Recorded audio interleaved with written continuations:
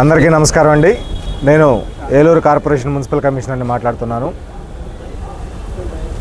మన ఆంధ్ర రాష్ట్రం మొదటి నుంచి కూడా అనేకమైనటువంటి ఒడిదుడుకులు ఎదుర్కొంటూ ఉంది.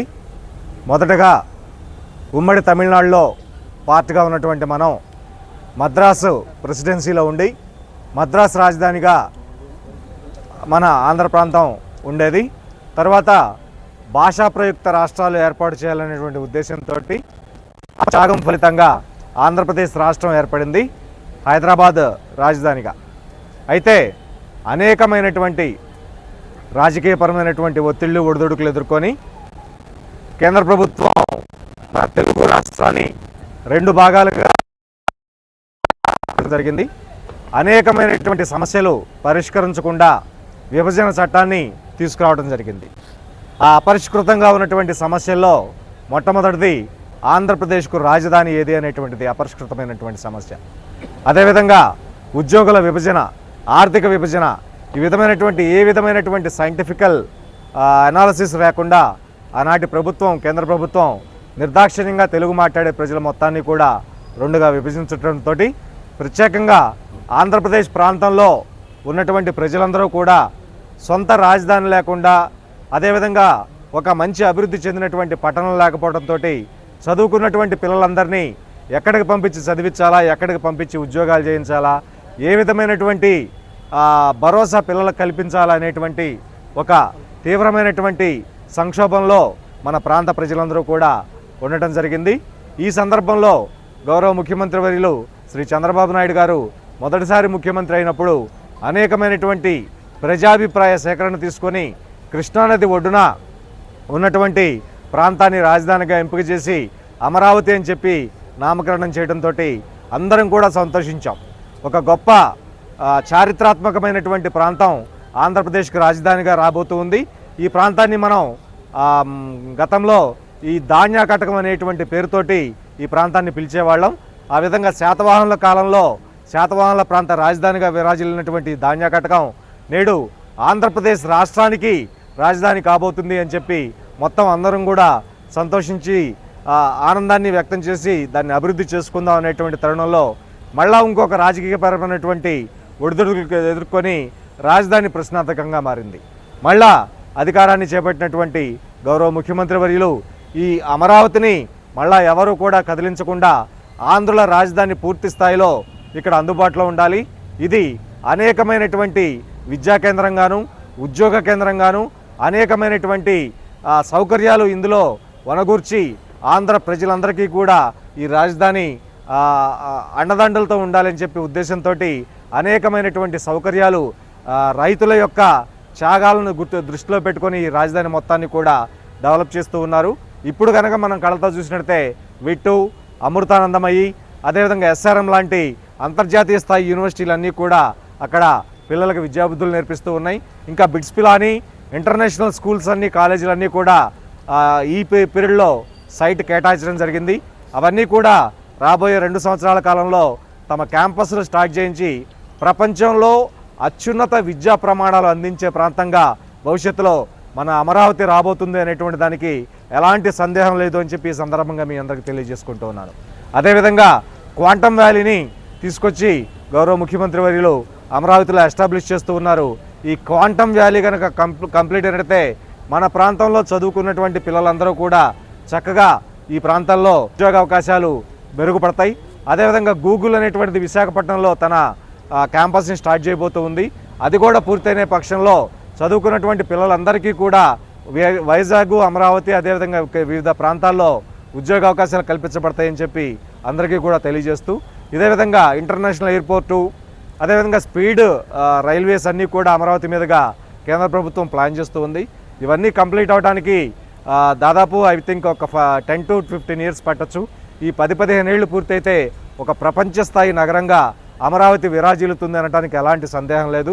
ఆ విధంగా మన ముఖ్యమంత్రి గారు మన రాజధానిని తీర్చిదిద్దుతారని చెప్పి తెలియజేసుకుంటూ మరొక్కసారి ఈ అమరావతికి కేంద్ర ప్రభుత్వం చట్టబద్ధత కల్పించినందుకు మనందరం మన చప్పట్లతో హర్షాతిరేకాలు వ్యక్తం చేద్దాం.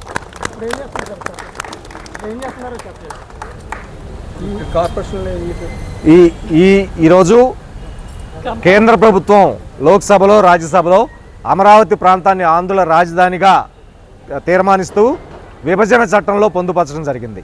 ఈ విభజన చట్టంలో పొందుపరచడం మూలంగా భవిష్యత్తులో అమరావతి ప్రాంతాన్ని రాజధానిగా కాకుండా వేరే ప్రాంతంలో రాజధానిగా చేయాలంటే మళ్ళా శాసనసభ తీర్మానం కావాలి, లోక్సభ రాజ్యసభ తీర్మానం అయ్యి పార్లమెంట్ చట్టం అయితే కానీ ఆ వెసులుబాటు ఉండదు. కాబట్టి అలాంటి అవకాశం భవిష్యత్తులో రాకుండా అమరావతిని ఆంధ్రప్రదేశ్కు శాశ్వత రాజధానిగా చేసినందుకు గౌరవ ముఖ్యమంత్రి వర్యులకి, గౌరవ ప్రధానమంత్రి వర్యులకి అందరికీ కూడా, గౌరవ శాసనసభ్యుల వారికి అందరికీ కూడా ఉద్యోగస్తులందరి తరపున హృదయపూర్వక ధన్యవాదాలు తెలియజేసుకుంటున్నాను. అందరికీ నమస్కారం. ఈరోజు ఒక చారిత్రాత్మకమైనటువంటి రోజు, ఆంధ్ర రాష్ట్ర ప్రజలందరి ఆకాంక్ష నెరవేరినటువంటి రోజు. ఎందుకంటే మరి రాష్ట్రం విడిపోయిన తర్వాత ఈ ఆంధ్ర రాష్ట్రంలో మరి రాజధాని ఎక్కడుందో తెలియని పరిస్థితిలో మరి ప్రతి ఒక్కరు కూడా భవిష్యత్తు ఏంటని ప్రతి ఒక్కరు కూడా ఆలోచనలో ఉన్నటువంటి పరిస్థితుల్లో మన గౌరవ ముఖ్యమంత్రి శ్రీ నారా చంద్రబాబు నాయుడు గారు ఒక విజన్ ఉన్నటువంటి నాయకుడు. ఏదైతే రైతుల కష్టాలని, రైతులు చేసినటువంటి త్యాగాలని ఎక్కడా కూడా వృధా పోకుండా మరి రాష్ట్ర ప్రజలందరి ఆకాంక్ష నెరవేరుస్తూ మరి ఎంతో చారిత్రాత్మకమైనటువంటి కృషి చేశారు. మరి ఈ యొక్క బిల్లు ఆమోదించడం అనేది నిజంగా ప్రతి ఒక్కరు కూడా ఈ రోజున ప్రతి ఆఫీసుల్లో కానివ్వండి, ప్రతి కార్యాలయాల్లో కూడా మరి అందరూ రాష్ట్ర ప్రజలందరూ కూడా ఈరోజు పండగ వాతావరణంలో అందరూ కూడా కృతజ్ఞతలు తెలియజేస్తూ ఉన్నారు. గౌరవ ప్రధానమంత్రి నరేంద్ర మోడీ గారికి, అలాగే మన రాష్ట్ర ముఖ్యమంత్రి శ్రీ నారా చంద్రబాబు నాయుడు గారికి, ఉప ముఖ్యమంత్రి పవన్ కళ్యాణ్ గారికి అందరికీ కూడా నేను ప్రత్యేకంగా కృతజ్ఞతలు తెలియజేస్తున్నాను ఆంధ్ర రాష్ట్ర ప్రజలందరి తరపున. మరి అక్కడ మరి ఎంపీలందరూ కూడా 18 మంది ఎంపీలు కూడా మరి అక్కడ వాళ్ళందరి చట్టబద్ధత వారందరూ కూడా తెలియజేసి ఆమోదింపజేసినటువంటి ప్రతి ఒక్కరి మద్దతు తెలియజేసినటువంటి ప్రతి ఒక్కరికి కూడా ధన్యవాదాలు తెలియజేసుకుంటూ, ఇది కేవలం బిల్లు ఆమోదం కాదు, ఇది ఒక రాష్ట్ర ప్రజలందరి భవిష్యత్తు, మరి రాష్ట్ర అభివృద్ధికి ఇది పునాది అని చెప్పి తెలియజేసుకుంటూ మరి అందరి తరపు నుంచి ఈ రోజున ఇంత శుభ సమయంలో అందరికీ కూడా కృతజ్ఞతలు, శుభాకాంక్షలు తెలియజేస్తూ ఉన్నాను.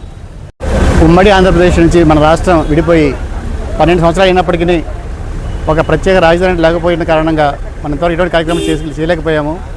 కేంద్ర ప్రభుత్వ చొరవతో ఈరోజు మనకి అమరావతికి ఒక చట్టబద్ధమైన గుర్తింపు వచ్చిన సందర్భంగా గౌరవ ముఖ్యమంత్రి గారి ఆదేశాల మేరకు ఈ సంతోషకరమైన ఈ సంబరాలను జరుపుకోవడం జరిగింది. మెప్మా తరపున, ఏలూరు మెప్మా తరపున మేము ఈ కార్యక్రమం నిర్వర్తించి మా యొక్క హర్షాతిరేకాలను, మా ఆనందాలని వ్యక్తపరుస్తున్నాము. మా మహిళా సంఘాల తరపున మరియు మన ఏలూరు జిల్లాలో ఉన్న అన్ని మహిళా సంఘాల తరపున ఈ కార్యక్రమం నిర్వర్తిస్తున్నాము. ప్రభుత్వం ఆదేశాల మేరకు మనకి ఇది ఒక మంచి సంతోషకరమైన సమయం కాబట్టి అందరం కలిసి ఆనందంగా మా యొక్క బాధ్యతగా మేము కూడా ప్రభుత్వ ఆదేశాలను అనుసరించి ఈ రంగోలీ, తర్వాత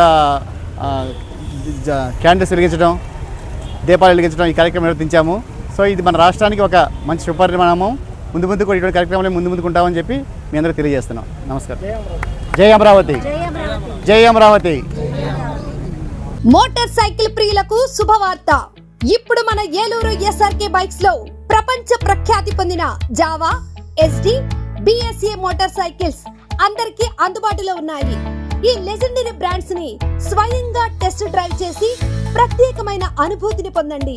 4 సంవత్సరాలు లేదా 50,000 కిలోమీటర్స్ వరకు వారంటీ, రోడ్ సైడ్ అసిస్టెంట్స్ వంటి ఎన్నో ఆధునిక ఫీచర్స్ తో మన ఎస్ఆర్కే బైక్స్ లో మీ సొంతం చేసుకోండి. సర్వీస్ గురించి చింత అవసరం లేదు. అత్యాధునిక ఫీచర్స్ కలిగిన సర్వీస్ ఎల్లవేళలా మన ఏలూరు ఎస్ఆర్కే బైక్ షోరూమ్ లో అందరికీ అందుబాటులో ఉంటుంది. మా address SRK bikes, Reliance petrol bunk దగ్గర, Vasant Mahal centre, GNT road, Eluru. మా ఫోన్ నెంబర్స్ 8179353366, 8179453366.